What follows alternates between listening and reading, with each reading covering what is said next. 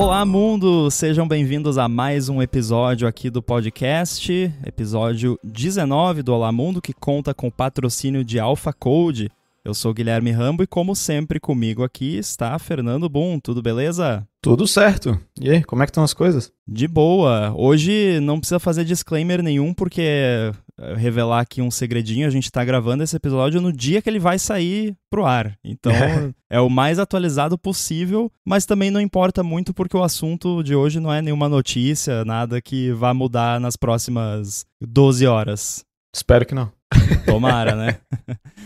Bom, hoje a gente escolheu aqui um assunto que não é nada polêmico no mercado aí de devs, principalmente a galera que trabalha com mobile, que é o desenvolvimento nativo versus híbrido versus web versus todas as N opções que você tem quando o assunto é criar um aplicativo para iOS, Android, o que quer que seja.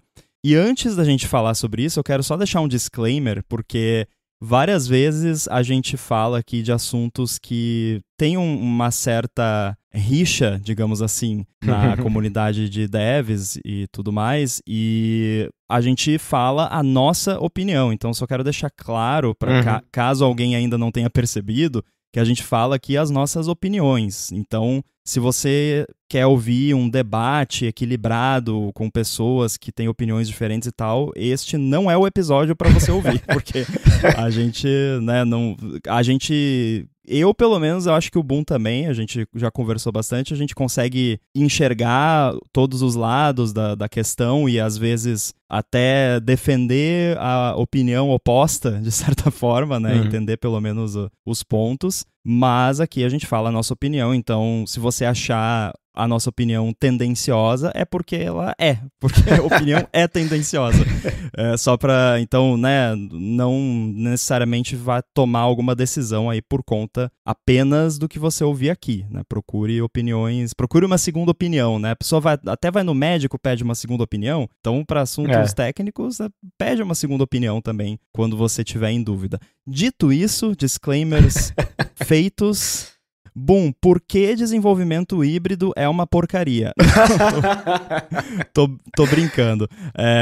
Primeiro, dá uma descrição breve, assim, dessas opções diferentes que você tem quando vai fazer um app para celular ou até tablet, enfim, que é a opção nativa, a opção híbrida e a opção web. Existem, né, várias opções aí que tem no mercado de como tu pode distribuir, mas desenvolver o seu aplicativo. Né? Existe o clássico que todo mundo conhece, que tu vai lá, baixa o Xcode, faz o appzinho usando o Swift, Objective-C, se tu for meio dinossauro, que nem eu.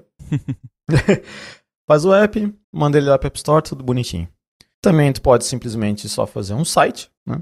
O site lá, bonitinho, funciona no teu aplicativo, funciona no teu device. Tu pode até, inclusive, o que muitas pessoas fazem, que eu acho bem bacana, é quando você salva ali o app, o site no home screen, tu consegue acessar ele sem o Chrome do Safari, né? Tu só vai usar ele como se fosse um site, só que bem, entre aspas, de uma forma nativa. Chrome é a UI do browser, isso, né? Tudo que não é a página. E aí o Google foi lá e chamou o browser deles de Chrome e confundiu todo mundo, né? Só para explicar, caso alguém não saiba. Sim. Então, tem isso e também tem aquela opção intermediária, que seria meio que mesclando as duas alternativas, onde você vai usar uma tecnologia web para, algumas vezes, ou só fazer de fato um aplicativo web, só que ele tem um wrapper ali, uma parte por fora que é nativa. Se eu não me engano, o PhoneGap faz algo assim. Ou um intermédio mais do estilo React Native, onde as chamadas JavaScript e tudo mais que tu faz, vai ser usado tipo um transpiler para chamadas nativas do sistema, né? Então essas são mais ou menos aí as opções que existem. Obviamente tem uma que é melhor do que as outras. Mas é o que tem bem comum por aí. Se eu não me engano, isso é bem achismo mesmo, eu não acompanho muito mais isso, mas uns bons anos atrás, 7, 8 anos atrás, tinha bastante concorrência entre dois, se eu não me engano. Eu posso estar falando besteira, mas eu acho que o nome era PhoneGap e Titanium. Que teve até uma treta, eu lembro, por causa... Você falou PhoneGap, eu lembrei que teve até uma treta que a Apple meio que proibiu, bem no comecinho da App Store, né? E o que é ridículo, né? Sim, é mais uma daquelas decisões estúpidas da Apple. Mas eu lembro que teve essa treta. Uhum. Pois é. Então, tinha esses dois, daí apareceu o React Native. Com certeza tem milhões de outros que eu tô esquecendo de comentar agora. Mas eu diria que... tem o clássico agora, qualquer outro que todo mundo tá usando também, o Flutter, né? Que eu acho que ele é mais pra pegada do React Native, onde ele faz o transpiler ali. Sim. Então, é o que tá aparecendo mais no mercado. Então, eu diria, com um chute bem alto, assim, que opções tipo PhoneGap ou Titanium estão meio que desaparecendo, porque o pessoal descobriu que se for para fazer um site, eu faço um site. Então, fica um pouquinho mais fácil para todo mundo, né? Não, basicamente, o Titanium e o PhoneGap que fazia é um site que vai ser distribuído no App Store, né? O que eu não vejo grandes vantagens, assim. Mas para quem não lembra, uns bons anos atrás, o que tu precisava ter é um app no App Store. Não interessa se era um app bom, se era funcional ou tal, mas tinha todo aquele hype, né? De caramba, tu tem um aplicativo no App Store, então a tua marca tá com presença lá, plá, plá, plá. Ainda é verdade isso, só que a corrida era mais perigosa, né? Era mais aquela coisa de cutthroat, assim, de não, preciso ter o app lá, vamos cortar qualquer corners possível, a gente tem que chegar lá e tal. Então surgiam essas tecnologias aí. De novo, eu acho que isso é tudo, eu tô deduzindo, né? Pelo que eu vivenciei. Mas é isso aí. Então, dessas alternativas aí, qual que tu acha que é melhor? Antes de eu falar qual que eu acho que é melhor, que eu nem preciso falar, né, obviamente, mas eu quero comentar um pouco isso que você falou sobre tudo querer ter um app, tudo ter o seu próprio app e fazer um comentário que talvez até possa surpreender algumas pessoas, mas tem muito app com o qual eu tenho contato hoje em dia que eu preferia que fosse um site. Porque o app é tão ruim e é tipo assim, e acontece bastante hoje em dia. Todo mundo que já pediu delivery de comida já deve ter visto que você pede lá num app tipo iFood da vida, e aí vem lá a sua pizza, ou qualquer que seja a comida, e vem um papelzinho lá, um cartãozinho, baixa o nosso app, peça diretamente, que claro, né, o pessoal quer ganhar ali um pouquinho mais, não quer pagar comissão e tal, é perfeitamente compreensível, mas pra quê, sabe? Aí você baixa o app e é um white label safado, que é o mesmo app que alguma empresa faz, que só troca o logo e que, de novo, não tem nada de errado. Tipo, tá todo mundo trabalhando honestamente, beleza. Mas eu acho totalmente desnecessário isso, sabe? Sim. Por que esse negócio de comida não fez um site deles, né? Porque se dá pra fazer um app white label, faz um site white label. Sim. Porque, mas qual é a diferença, Rambo? Você vai usar um app ruim ou você vai usar um site ruim? Os dois são ruins. Cara, eu prefiro usar um site ruim, porque pelo menos eu não tenho aquele ícone ocupando espaço ali, eu não preciso instalar nada. E eu sei que o nível de acesso que um site tem ao que está no meu device é menor. Não que eu ache que esses apps estão fazendo nada disso, mas é só desnecessário, sabe? E eu acho que é um desperdício de recursos, porque você não tem porquê você ter aquele app que é simplesmente um reempacotamento de um negócio que já existe com um logo diferente. Então faz um site da mesma forma e que funcione ok, e beleza. Eu não acho que para um usuário vai fazer diferença aquilo ser ou não um app. Você pode fazer até um site que funciona bonitinho quando você vai lá e coloca na home, né, do device, e aí para o usuário comum vai parecer um app. Tipo, a pessoa quer ir lá e comprar a pizza. Sim, o mesmo argumento pode ser usado pro app, mas o site é tão mais leve, né? Tão menos intrusivo e tão mais eficiente nesses casos, que se for para fazer dessa forma, faz um site responsivo, bonito, que funciona, que é muito melhor. Sim, com certeza. Eu também não gosto de ficar instalando app de 500 restaurantes diferentes. Por exemplo, aqui dá para pedir coisa usando o app do McDonald's, ou dá pra usar o app da pizzaria tal, o app da pizzaria X, tipo... Não, né? É muito app pra ficar dando conta aí de atualização e perdendo meu cadastro, sei lá o quê. Então, eu também não sou muito fã disso. Tem muito aplicativo. Inclusive, é meio contra-intuitivo, mas eu já tive uma empresa de desenvolvimento de apps. E a gente não desenvolvia sites. E várias vezes chegava cliente pra gente falando, isso aqui é o que eu quero fazer, tal. Eu falava, no teu lugar eu faria um site.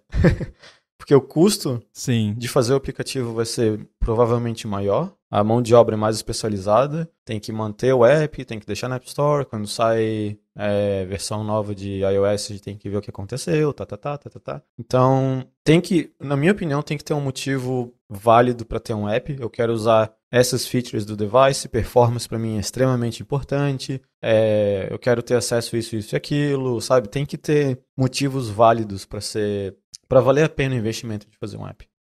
Porque um site de venda de comida ali de delivery vai precisar de UI, né? A pessoa navegar ali, escolher as coisas. Talvez possa usar ali um local storage para fazer um cachezinho personalizado e dá para fazer. Vai usar login, dá para fazer sign in with Apple na web, dá para fazer login com o Facebook, Twitter acho que não sei se ainda existe, mas enfim, dá para fazer pagamento por cartão de crédito, dá para fazer pagamento com Apple Pay, inclusive. Então, se o problema é que você quer usar Apple Pay ou Google Pay ou qualquer desses sistemas de pagamento e você acha que não dá, na web dá.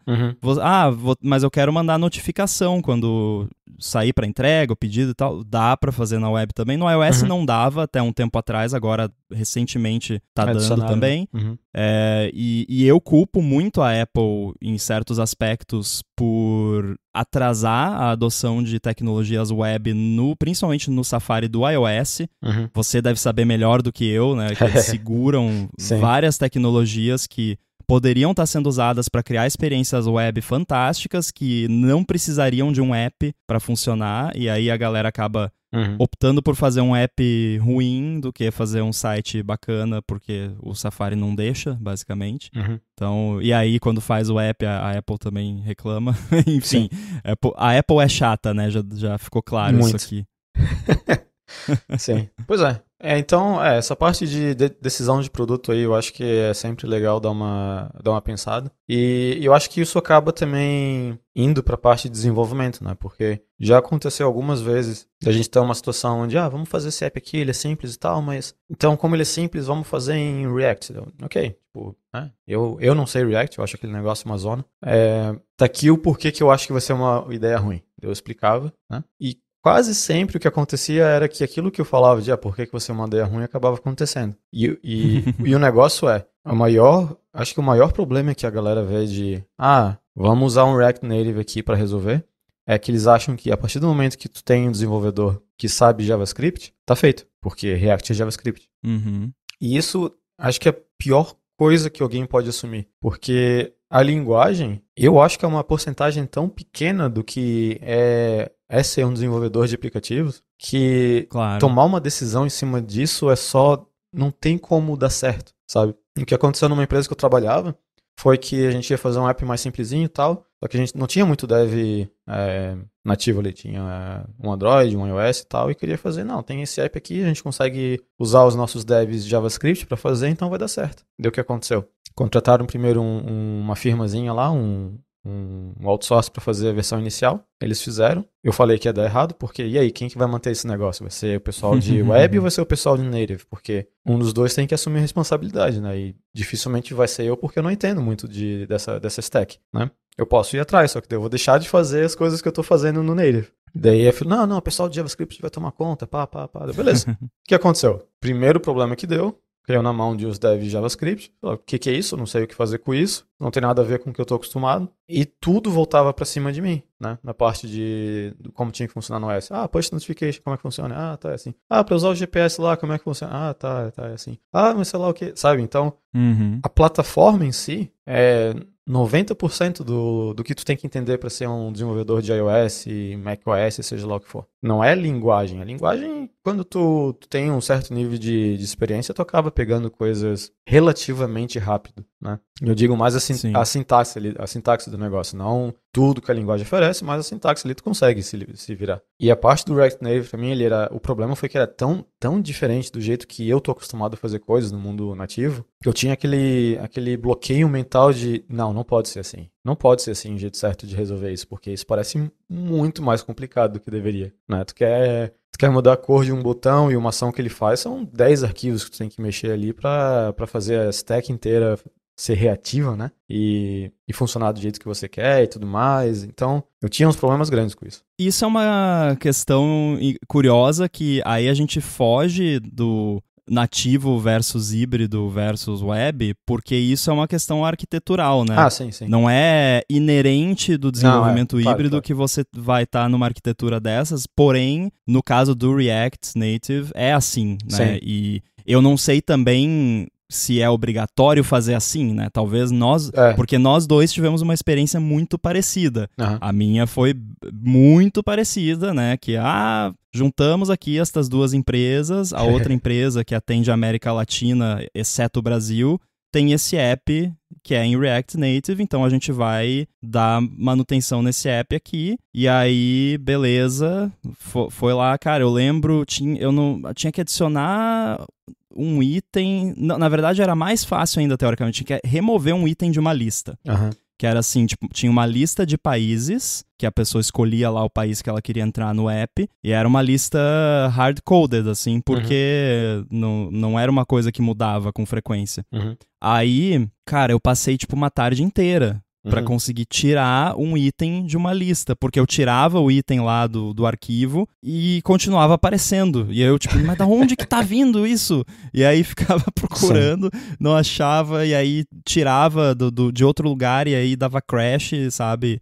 É claro que tem muito de estou mexendo num negócio que eu não sei, né? Mas assim, se eu pegar um aplicativo para Windows em C#, sei lá, e tiver que remover um item numa lista, eu acho que eu consigo fazer em menos de uma tarde de trabalho. Sim, não, com certeza. E é tudo, eu acho que é muito vem daquele o preconceito que você tem em relação de é assim que eu trabalho com o nativo, então deve ser parecido ali. E daí não entra na tua cabeça que para tu debugar um código, tem que abrir o Chrome, né?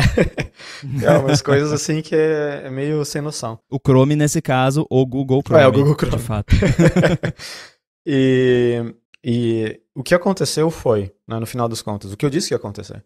Tu tá querendo fazer isso aqui em React Native para economizar dinheiro, porque tu não quer ou parar o nosso desenvolvimento no nativo para fazer isso, que era um app bem simples, era uma lista basicamente, com umas telinhas extras lá. Tu não quer parar o nosso tempo para fazer isso, porque o nosso custo é X. Então tu quer usar um desenvolvimento, né, híbrido, porque vai ser um só para os dois e vai ser mais barato. Só que não vai ser um só para os dois. Eu já consigo te dizer isso sem sombra de dúvida, porque tu vai ter em algum momento que para Android é isso, para iOS é aquilo. Então, a partir do momento que tu começa a fazer essa bifurcação, é uma bola de neve. É bem fácil de tu entrar nessa bola de neve. Eu sei que dá para melhorar e existem maneiras de você deixar o código bem mais compartilhado e tal. Só que, em certas situações, vai ser um fork ali, né? Não um fork do repositório, mas um fork de decisões ali. E o que vai acontecer é que o pessoal de nativo vai ter que dar suporte à galera de JavaScript, porque eles não vão entender muito bem o que está acontecendo ali. E foi exatamente o que aconteceu. Então, ali o problema foi, eu comecei a ter que aprender o negócio de React, o cara de Android teve que também ver uns negócios de React, enquanto também tinha o pessoal de JavaScript tentando ver uns negócios de plataforma. Ou seja, em vez de parar só o meu tempo e o do Android, parou o tempo do Android mais um, né? E sem sombra de dúvida, o tempo que foi investido ali para entender as tretas, resolver o que estava acontecendo, tal, foi maior do que se a gente parasse os projetos nativos, fizesse aquele nativo também e mandasse para Store. Porque, como eu disse, era um projeto simples. Não era nada que ia tomar muito tempo da gente. E grande parte do fluxo do projeto já era dentro de uma WebView, né? Tipo, não interessa se fosse React Native ou não, a gente ia botar o WebView ali para fazer um certo fluxo de pagamento lá, que era a parte mais complicada. Então, foi uma decisão ruim, só que aquela visão de que vai ser um código só distribuído para duas plataformas, que vai ser mais barato, fez o olho da gerência brilhar e foi mais caro, no final das contas. Foi claramente mais caro. Exato, cara. E eu acho que aí a gente chega no ponto mais crucial dessa discussão, que é onde sempre acaba batendo, que é essa ideia de que você vai adotar o desenvolvimento com alguma tecnologia cross-platform, tipo React Native, que a gente pode usar como exemplo aqui, mas né, já falamos Flutter e etc. E por conta disso, você vai reduzir a carga de trabalho da empresa como um todo, mas especialmente eventualmente até reduzir time mobile e você vai ter ali menos gente trabalhando. Por quê? Porque você não vai ter que implementar tudo 2 vezes, que é o caso quando você tem times dedicados para Android e iOS. O que eu entendo perfeitamente, porque eu mesmo, sendo desenvolvedor, estando inserido ali e sendo super a favor de nativo, sempre passava pela minha cabeça quando rolava alguma discussão assim em reuniões ou algum problema na prática de diferença entre as plataformas que acabava causando algum problema, sempre passava pela minha cabeça, putz, mas tinha que ter um jeito melhor, né? Porque eu falei que é ineficiente você trocar um site por um app em muitos casos, mas também às vezes é ineficiente certas duplicidades de trabalho que acontecem entre plataformas. Então eu acho que a gente que está no mercado e pessoal de produto e arquitetos de código tem que encontrar um meio termo. E a gente tentou isso lá na empresa. E quando a gente tentou, foi primeiro a adoção de BFF, né, que é o Backend for Frontend, porque a gente via que, assim, 90% dos problemas era a API tá retornando um dado no formato X e aí funciona no Android, mas no iOS não funciona. Era normalmente alguma coisa nesse sentido, normalmente relacionado a type safety, né, que a gente já estava trabalhando com Swift já há muito tempo e o pessoal acho que estava começando a adotar Kotlin, que eu acho que também tem o type safety do Swift, eu imagino que seja bem parecido. Java, não sei, mas enfim, eles usavam alguma abstração lá que às vezes se um número vinha como string, funcionava no Android, mas no iOS não, porque número é número, string é string. Eu sou a favor de type safety. Mas, enfim, aí, beleza, era esse tipo de probleminha besta, assim, que dava. Então, a gente começou a trabalhar nesse sentido. Cara, vamos abstrair, vamos criar uma camada de abstração entre a API crua do back-end, que é consumida por front-end web, por Android, por iOS, por ferramenta interna, por um monte de coisa e tem que atender todas essas necessidades. Vamos pegar e fazer um proxy que vai devolver exatamente o que os apps precisam. E aí, como o universo mobile da empresa é pequeno, acho que lá a gente tinha, 10 pessoas entre Android e iOS. Dá para todo mundo sentar e combinar. Vamos fazer assim? Vamos. E aí vai vir o número e não a string lá na API, no BFF. E aí a gente começou a trabalhar nesse sentido. Acabamos não colocando isso em prática por muito tempo porque a empresa fechou. Mas o fechamento da empresa não teve nada a ver com isso, eu juro. Mas foi uma das coisas que a gente fez lá. E aí a gente também expandiu isso para outras áreas. Por exemplo, validação. Validação é um inferno. Sim. Eu odeio validação. Você sabe, né, Bom? E eu acho que você também. Então, toda vez que eu tô mexendo com alguma coisa, cara, o que mais me dá raiva, eu acho que parte de eu ter parado de desenvolver profissionalmente para web e fazer back-end e tal foi para não ter que fazer validação, porque é muito chato. Mas enfim, validação. Aí você tem lá o formulário de pagamento e tal, tem que validar um monte de coisa. E parece simples quando você pensa assim, um CPF tem um formato, tem o dígito verificador, número de casa. Número de casa é um número, né? Não é um número. Não é. Pode ter outros caracteres em número de casa. Deve ter algum lugar no Brasil que o número das casas é hexadecimal. Não sei. Aí, CVV de cartão são 3 dígitos. Não são 3 dígitos. American Express, desgraça, são 4 dígitos. E aí você vai indo e, cara, é muita regrinha. E aí você implementar isso 2 vezes no Android e no iOS é pedir para dar errado, porque vai ter alguma coisinha que vai passar no Android e não vai passar no iOS e vice-versa. Então, o que a gente começou a fazer lá para esse tipo de coisa foi o time que recebia os dados dos apps, o back-end lá que processava os pagamentos, eles tinham um endpoint onde os apps pegavam um JavaScript que fazia a validação. Então, o app baixava esse JavaScript tinha uma assinatura de código para o app validar, né, prevenir ali um man in the middle, just in case, e o app rodava aquele JavaScript como se fosse um mini servidorzinho dentro do app. Aí o app mandava um requestzinho para esse JavaScript e localmente fazia a validação, né? Porque para quem talvez não tenha trabalhado muito com desenvolvimento mobile, pode pensar, não, mas por que não faz um request para fazer a validação? Sim, no final, quando você manda o request lá pro back-end, ele vai validar tudo de novo, com as mesmas regras, porque, né, não dá para confiar no cliente. Mas não dá para fazer isso a cada número que o usuário digita lá no campo de cartão de crédito, por exemplo. É ineficiente e a experiência do usuário sofre. Então, isso tem que ser feito local para você dar o feedback imediato. Então, a gente fez isso e com isso melhorou muito a situação.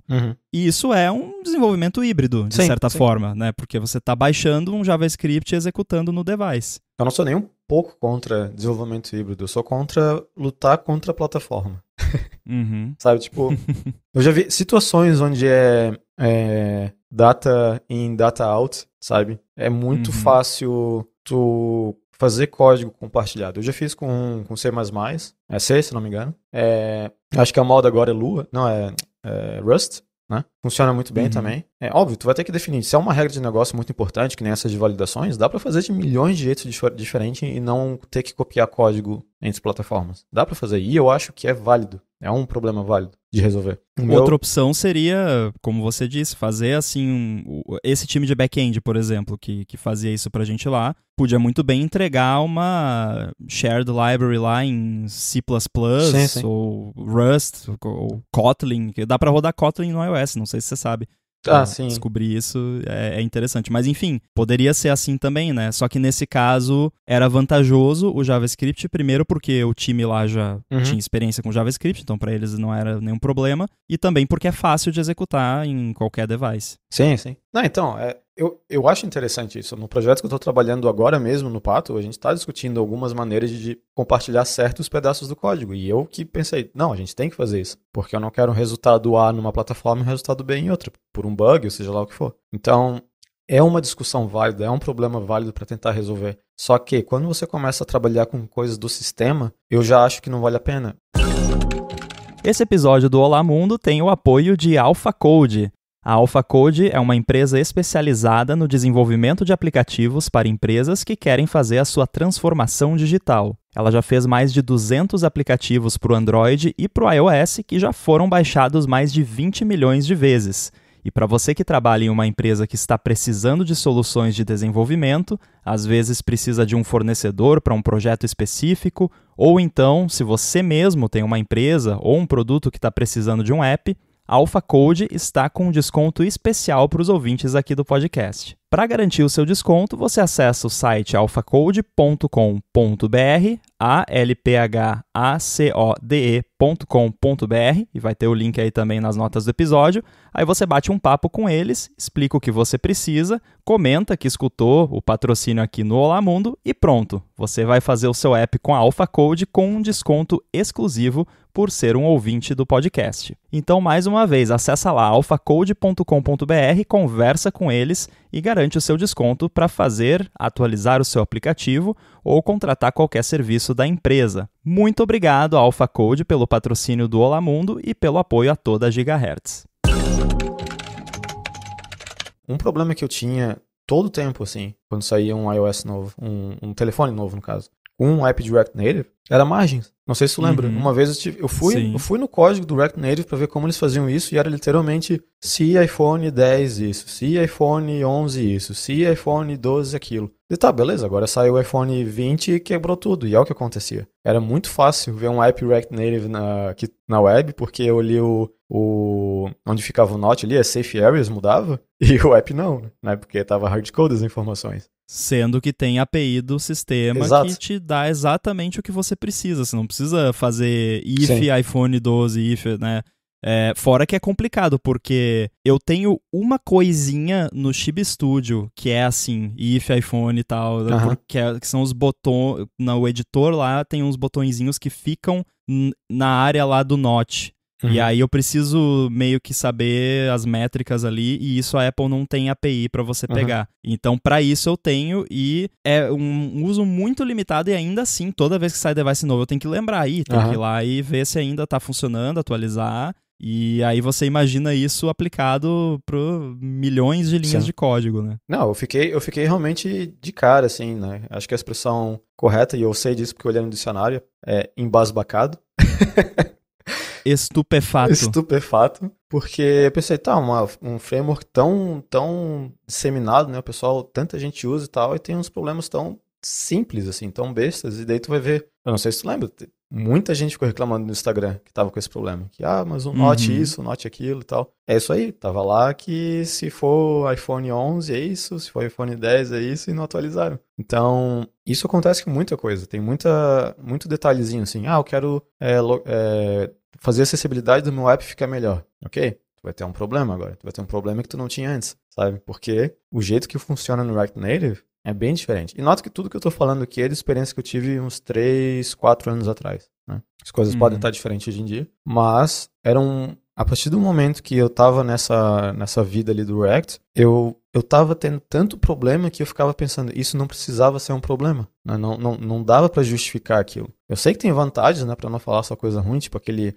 automatic loading lá de refresh para tu mudar uma coisa e tu já vê no device, é ótimo. Só que todas as vezes que o meu simulador ficou perdendo conexão com o runner lá do React, já não valeu o tempo de compilação que eu ia perder ou ganhar, sabe? Porque era o tempo todo aquela barrinha vermelha lá que aparecia, que sei lá o que, tu perdeu conexão com o runner, debugger, sei lá o que era. O que, pra ser bem honesto, acontece com o LLDB às vezes também. Sim, né? sim. Mas ali era um ratio enorme, assim. Eu tinha que ficar... É que ali acho que é wireless, né? Ali é bem mais complicado. Tinha que ficar apertando, aparecia aquela telinha lá de fazer refresh, acho que era Command R que tinha que ficar dando, e era cache, problema de cache o tempo todo. Então, sim, muitos problemas era por falta de experiência, e eu reconheço isso. Só que me parece uma alternativa, por mais que seja, o Facebook tá por trás, isso, aquilo, um monte de gente usa, é uma enjambração, sabe? É um sistema que está lutando contra a plataforma para fazer o que eles querem fazer. E a Apple não se importa com isso. A Apple, se ela quer mudar alguma coisa que vai quebrar o React Native, ela vai quebrar e não tá nem aí. E eu, no ponto de vista da Apple, pensaria igual, pra ser sincero. Não sei se é justo ou não, mas tipo, né? Inventa um framework em cima desse que é tudo enjambrado, agora eu ter que lidar com isso, levar com isso em consideração, vai me prender muito. Então, eu não acho tão errado assim. É desagradável, mas não acho errado. Então, esse que é o problema que eu vejo. E sem contar que a partir do momento que tu tá fazendo um aplicativo em React ou Flutter, sei lá o que for, tu vai estar botando todas as tuas fichas num framework de uma empresa que é conhecida por destruir as coisas. Não vou nem falar do Google, porque o Google, né, tem até um site lá do cemitério das coisas do Google. Sim. Mas o Facebook também faz isso. Ele fez com o Parse, ele fez com o 320, se não me engano, também. Então, o Facebook chega e fala, agora a gente não vai mais dar manutenção no React, porque a gente inventou, sei lá o que tal, que é muito melhor internamente, por mais que a gente use o React, a gente está trocando tudo, pá. E daí, mas é open source, a comunidade pega. Tá, me diz como é que tá o Parse hoje em dia, né? Exato. Porque eu não vejo nada, né? Pelo menos normalmente, assim, no dia a dia, Parse morreu, e qualquer fork que podia ter existido do fork ali, do Parse morreu também. Eu falei um pouco sobre isso na minha palestra, que foi se eu não me engano, na .Swift, que eu chamei de desenvolvimento orientado ao hype, né? E naquele caso eu estava me referindo a esses frameworks que implementam algum tipo de arquitetura específica. Mas isso se aplica também, e até de uma forma mais extensa no caso dessas plataformas híbridas, porque você está totalmente nas mãos daquele framework, e por mais que ele seja estável, tenha desenvolvimento constante, sei lá quantos zilhões de estrelas no GitHub, do dia para noite ou da noite pro dia, o que você preferir, o Facebook pode ir lá e falar, agora a gente não usa mais isso aqui, e é isso, valeu, falou, tchau, né? E aí Tá, beleza, a comunidade continua dando uma... Eu acho que no caso do React, ele já é tão grande e não depende de nenhuma infraestrutura do Facebook, assim, tipo, não é um servidor lá deles que tá servindo o seu app, nada. Eu acho que no caso do React, eu acho que se o Facebook abandonasse, teria galera suficiente pra continuar tocando, mas isso não é garantido, né? E outra coisa que a gente nem vai entrar muito a fundo, porque senão daria outro episódio inteiro, mas você auditou o código que tá lá dentro do React? Porque, tipo, a gente vive brincando do NPM, né, do universo JavaScript, que tudo é dependência e tem dependência de tudo quanto é coisa. Vai saber o que tá no seu app. Sim. Assim, tá, tudo bem, a gente faz o app usando os frameworks da Apple, a gente não sabe também o que os frameworks da Apple estão fazendo, mas, né, eu acho pelo menos que... é um só. Tem, né, um grau de certeza relativamente alto que eles não estão fazendo nada nefasto por trás ali que a gente não tá vendo. E o React também provavelmente não, mas pode acontecer, né? Já temos aí N casos, principalmente no universo JavaScript, de uma pessoa lá que estava insatisfeita e foi lá e, sei lá, inseriu um código malicioso numa biblioteca para ver se um valor é um número. Sim. Ou então foi lá e simplesmente tirou o negócio do ar e a galera não conseguia mais baixar as dependências. E por aí vai. Isso é uma coisa que eu percebi. Eu não sei se foi ali da minha bolha de contatos e pessoas que estavam trabalhando comigo ou que eu falava na net, mas o modus operandi, o jeito que a galera que trabalha com React Native, geralmente é muito permissivo em instalar libraries, porque é meio que como o sistema funciona. Por exemplo, eu quero fazer handle, isso de novo, uns 4, 5 anos atrás. Quero fazer handle de push notifications.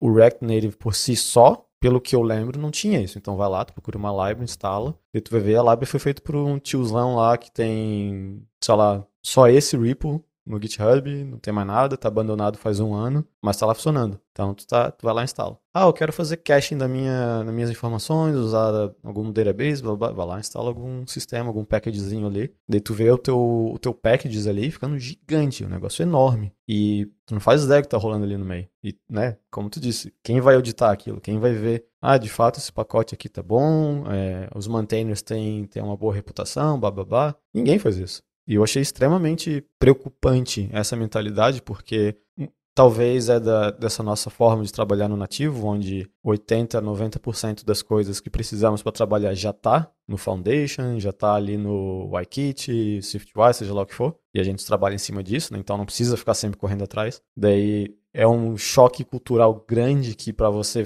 fazer um handle de push notification, tu precisa de um package, sabe? Cara, aconteceu ontem isso. Inclusive fica a dica aqui para quem é dev iOS, mas eu precisava descompactar eu tinha um NSData ou data e precisava descompactar, tava compactado usando lá o LZFSE, algoritmo de compressão. E aí quando eu tenho uma extension que eu escrevi para o Chibi Studio que usa o framework compression que vem no sistema, né? A Apple fornece. Uhum. Mas aí ontem eu descobri que já tem, o NSData já tem lá compressed using format e uncompressed using format. Tipo, ontem. Então às vezes você tá, preciso de uma library para descomprimir arquivo. E no meu caso eu usava uma library do próprio sistema, mas poderia muito bem achar que eu precisava de uma library externa. E aí não tava lá. Daí eu pensei, não, mas isso deve ser coisa que foi introduzida agora no macOS Ventura. Não, existe desde o Catalina. Isso. E eu, tipo, nossa, vivendo e aprendendo. Mas enfim, siga em frente. Pois é. Então, esse problema aí de ser muito happy-go-lucky com as libraries, eu percebi que é um jeito de trabalho quando tu usa o React. Então, tu basicamente vai procurando o library para, eu quero mostrar um split view no iPad, vai lá, library. Porque daí é um sistema que tem que fazer handle do Android também. Uhum. E a chance do próprio React, o foundation, entre aspas, do React, prover todas as coisas que tu precisa é muito baixo. Então, é tudo na base de pacote externo, que alguém vai lá, porque daí tu tem que... Porque o que acontece? Tu não quer fazer if Android, if iOS, certo? Então, tu vai lá e pega um package, porque no final das contas, por debaixo dos panos, é tudo isso. É tudo um fork de decisão entre iOS e Android. tu vai lá no package de como que faz o handle do navigation bar, ou como faz o handle do push notification e tal, em algum momento vai ter. Se for Android faz isso, se for iOS faz aquilo. Por isso que a abstração que tu recebe usando o pacote, às vezes não tem isso, né? Mas a gambiarra tá lá. O problema de if um, if outro existe, não tem como fugir disso. E é justamente por isso que tem essa né, cultura quase, de qualquer problema que eu tenho, eu vou lá pegar um pacote. E o pacote não é auditado, é uma coisa aleatória que está abandonada. A gente teve, agora eu estava lembrando, a gente teve um problema muito grande também com o keyboard height, né? Toda vez que aparecia o teclado, assumia que era um tamanho, assumia que era outro, teve que ir procurando pacotes e tal, porque o próprio React Native não fazia handle disso muito bem. Funcionava no Android, não no iOS, ou vice-versa, não lembro. Então, foi muito tempo jogado fora com esses problemas. Que, imagina, se fosse eu ali fazendo um appzinho que ia lidar com o teclado, ia demorar 30 minutos. O cara de Android também. Só que ele não, como era um problema que ninguém tinha domínio e era uma tecnologia que, no final das contas, tem essa gambiarrazinha ali que não resolve, tu tem que ir atrás de uma solução fazendo fork ou achar um pacote que faz pra você, o tempo foi, em vez de meia hora de cada pessoa, foi 5 horas, sabe? Sim. Ou mais. O meu ponto técnico contra esse approach híbrido tem muito a ver com isso. Que o grande argumento é: não vamos duplicar tanto trabalho entre plataformas. Beleza. Se você seguir isso à risca, você vai ter um app que é o menor denominador comum entre as duas plataformas. Então você vai ter coisa que no Android você tem que no iOS você não tem, que não vai ter no app porque é o menor denominador comum. Você vai ter coisa que tem no iOS e não tem no Android, que o recurso que você não vai ter no app porque é o menor denominador comum. Então você tende à mediocridade. Não num sentido pejorativo, na conotação da palavra, a média. Você vai ter ali a média, então você vai ter um app medíocre, literalmente. É a definição da palavra. Aí, quando você decide que não, mas eu me importo com isso, eu quero uma experiência melhor para o meu usuário, eu quero seguir os padrões de cada plataforma o melhor possível, mesmo usando uma tecnologia híbrida, você acaba na situação que você está me contando. Que aí você, em vez de você duplicar o trabalho entre as duas plataformas, você quadruplica o trabalho, porque aí vai lá, a Apple lança um iPhone novo, lança um sistema novo que tem algum recurso novo que você quer adotar no seu app. Aí você tem que, quando a gente está desenvolvendo um app nativo, o que a gente tem que fazer? Vai lá, assiste o vídeo da WWDC, pega a documentação, pega a sample code, vai lá e mexe e faz. Beleza. Você está com um app híbrido, você vai ter que fazer tudo isso que eu falei, e aí você vai ter que escrever uma abstração na plataforma híbrida que conecta com isso no sistema operacional, e aí decidir também como você vai lidar com isso no outro sistema, se você vai adaptar de algum jeito, ou se você vai só, não ter esse recurso e pronto. E aí você acaba atrasando a adoção de qualquer tecnologia nova e de qualquer adaptação, às vezes, necessária para deixar o app melhor e ser um melhor cidadão daquela plataforma. Sim. O trabalho, eu acho que é um problema grande que é muito vendido essa fantasia, desde a época do Java lá, de write once, run anywhere, né? Ok, pero no mucho, né? Porque nem com Java era assim, né? O Java conseguia chegar perto disso, consegue talvez, mas mesmo assim fica aqueles programa meio chinfrim, né? A grande maioria das vezes. Cara, eu uso o Ghidra da NSA para engenharia reversa e ele é feito em Java. Legal, ele roda em qualquer plataforma e roda no Mac, beleza. Até ele usa, o Java no Mac, ele usa ali os componentes do sistema de UI. Mas não tem Dark Mode. A única opção que eu encontrei, eu até vi uns lances lá, tem uma extension lá que supostamente adiciona Dark Mode, eu instalei e o Ghidra não funcionava mais, eu tive que apagar tudo e instalar de novo. Nesse nível. Aí eu descobri que tem uma opção lá, ele só inverte a UI, fica filme negativo a UI, horrível. Sei. Como é que um programa de hackers da NSA não tem Dark Mode? Tinha que ser default e nem ter como mudar pra modo light. O que essa galera da NSA tá fazendo? Eles estão tudo com o olho queimado lá. Os caras não viram os filmes de hacker dos anos 90, né? Eles não estão ligados. Não. Então, mesmo o Java, que era para ser isso e que até certo ponto foi bem sucedido, ainda não entrega uma boa experiência. O meu problema, no final das contas, com o React Native é que... Lembro quando, na apresentação do Steve Jobs sobre o iPad, ele falava, tá aqui o notebook, tá aqui um EEPC, o netbook lá. Uhum. E, né, o EEPC tenta ser isso, tenta ser aquilo, mas não é bom em nada. Ele é meia boca em tudo, né? Daí ele falou do iPad, tá. Isso pra mim é o React Native. Ele tenta ser uma mão na roda, e eu sei que tem gente que gosta, eu sei que vai ter muita gente que vai discordar comigo, isso é completamente ok. Mas... E não se aplica só ao React Native também, né? Não. E no final das contas é um sistema que está lutando contra a plataforma, que o único momento onde faz sentido usar o React Native, na minha opinião, faz mais sentido que é fazer um website. Então, ele está ali naquela terra sem dono, onde se for um app complexo, para mim faz mais sentido fazer nativo. Se for um app muito simples, alguma coisa muito momentânea que o usuário usa, assim, pode ser um site. Então, a justificativa do React Native para mim, ela é muito abstrata ainda. Eu não consegui, né, tirando alguns blog posts que tu vê assim de pessoas falando, estamos aqui usando o React Native, que passa 8 meses eles falam que estão mudando. Exato. Tirando isso, obviamente tem casos de sucesso por aí, eu sei que tem empresas grandes brasileiras que usam, tudo mais. Só que eu, na minha vida profissional, eu nunca vi uma situação onde deixa eu usar o React Native aqui porque vai fazer sentido e deu certo no futuro. É sempre... Deixa eu usar o React Native aqui porque eu quero salvar dinheiro e deu errado no futuro, né? O programa pode continuar existindo e tudo mais, só que acaba dando backfire. E é engraçado porque quando eu tinha empresa lá aí no Brasil de software house para apps, uma das coisas mais comuns que acontecia eram pessoas que tinham um aplicativo X, que fizeram em Córdoba, PhoneGap ou Titanium, e falavam, não tá rolando mais, tá dando muito problema, sei lá o que, a gente quer reescrever em nativo. Então, tu pagou 2 vezes, sabe? O único ponto que eu sempre aconselho quando me perguntam a respeito, eu acho válido, se, digamos assim, você é uma startup ou você é um desenvolvedora independente e você quer validar uma ideia, fazer o famoso MVP.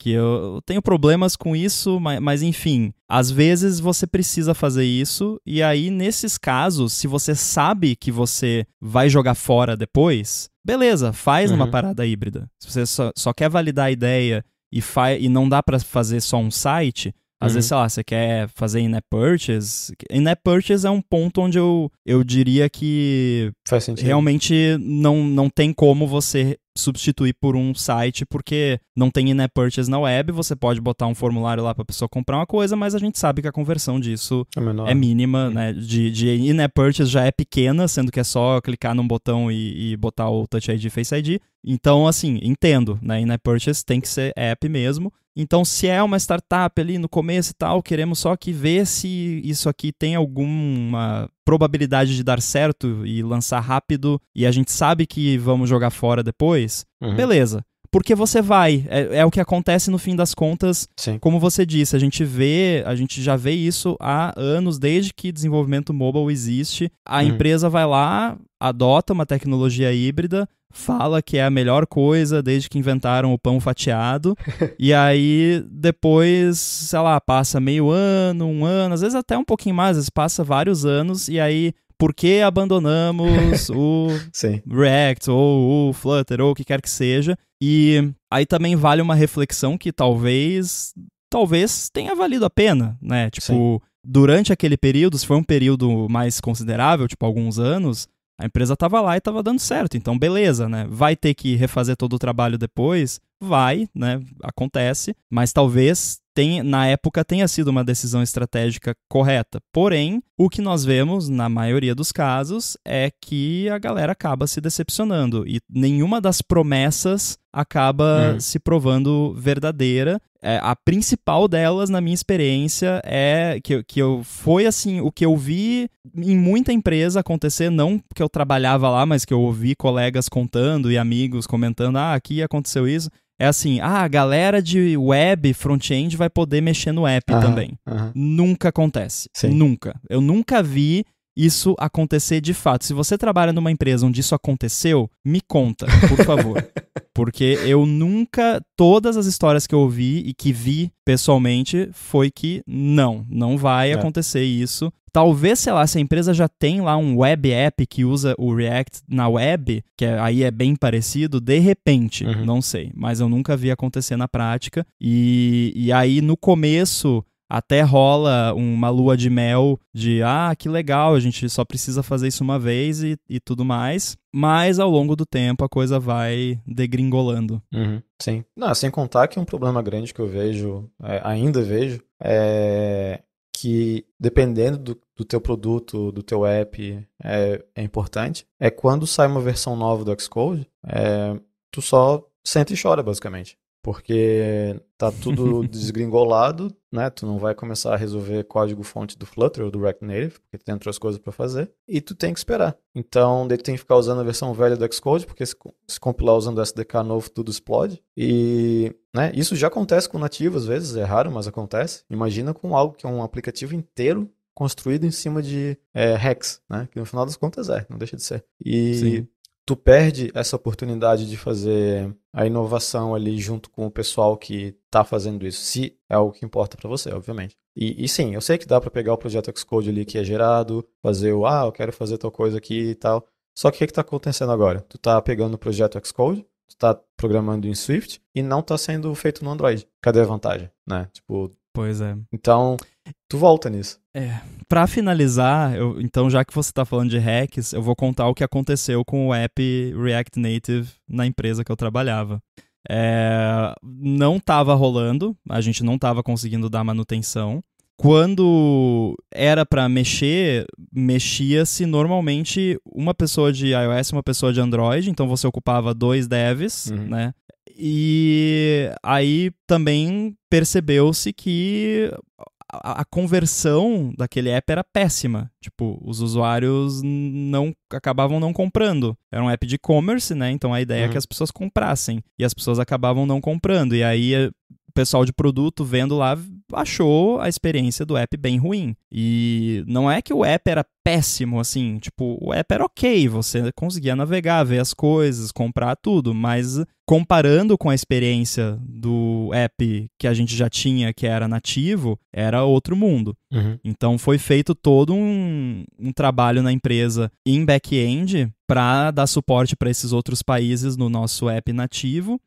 Porém, essa migração ela ia acontecer em fases por país. Eram, sei lá, 6, 7 países, e aí ia começar só em um, e aí ia aumentando.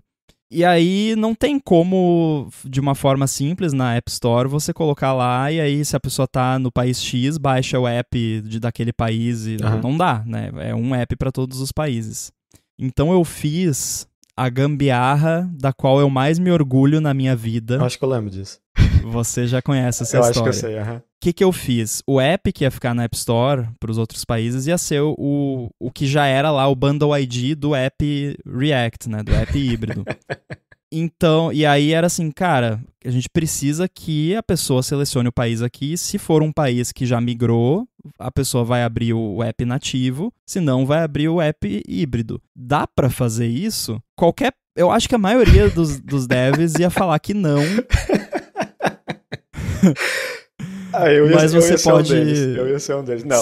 Você pode me imaginar com um sorrisinho amarelo. Dá pra fazer? Claro que dá. E aí o que eu fiz é que tinha um target novo no nosso app nativo que compilava um bundle que era o app inteiro, menos o main. Né? A função main, obviamente não, porque senão ia dar ruim, né? Então era um bundle, um loadable bundle, com o app todo lá dentro, todos os frameworks, resources, tudo.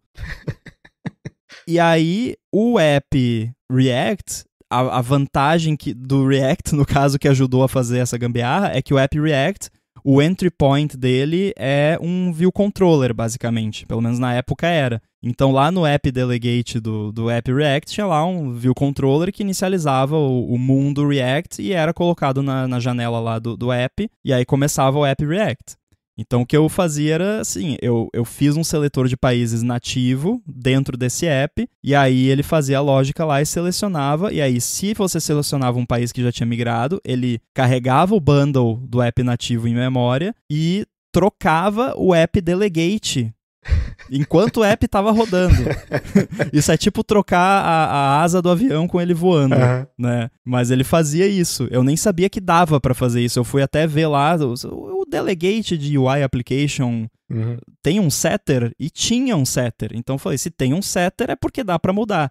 E aí eu fiz isso e mudei. E cara, funcionou. Por incrível que pareça, e funcionava até bem, assim. Teve várias tretas que eu tive que resolver de biblioteca linkada, que tipo, o app React tinha o Firebase lá dentro, e o nosso app também tinha. Nossa. Então eu tive que fazer várias tretas pra, tipo, não carregar nenhuma biblioteca antes de iniciar o ambiente React, e, né, não carregar nada do app nativo, mas aí era mais fácil porque era um bundle separado.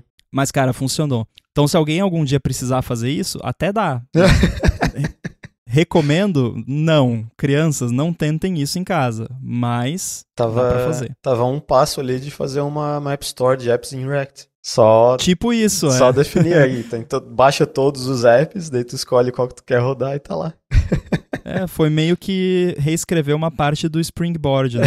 Da home screen do iOS. Que rodava 2 apps separados dentro de um. Sim. E foi assim que eu precisei de terapia. Muito bom. Não, eu com certeza, se fosse eu na situação, eu ia pensar aquela coisa de, tipo, uma coisa que eu sempre aprendi em tecnologia foi que se a pergunta é dá pra fazer, a resposta é dá. Só que nem sempre tu quer falar a verdade. É aquela coisa, né? Nem tudo que você pode fazer, você deve fazer. Exatamente. Né? Não, e acho que essa pode ser a filosofia do final do episódio, né? Sempre tem que ter um... Pois é, momento de filosofia aqui. Algum pensamento final para deixar para os ouvintes? Diria que o React é tipo isso, dá para fazer, mas eu não recomendo. Muito bem. Quem quiser encontrar você por aí nas redes, como faz? Eu tô lá no Mastodon, sou no @online, não? Isso? Lembrei, ó. Não, calma aí, você misturou as coisas. Arroba é o username. Não, é mastodon.online. Isso, é o mastodon.online. Se nem a gente entende, como é que a pessoa normal vai usar o Mastodon se a gente que é programador se confunde? Olha complicado. Só. Mas eu sou o @boom no mastodon.online. Tem o link nas notas do episódio que agora está certo. Então é mais fácil para encontrar você. Muito obrigado pela audiência, agradecer também aqui a AlphaCode pelo patrocínio de mais esse episódio. E você me encontra também no Mastodon, eu estou no mastodon.social, @inside, e a gente volta em breve. Abraço. Valeu!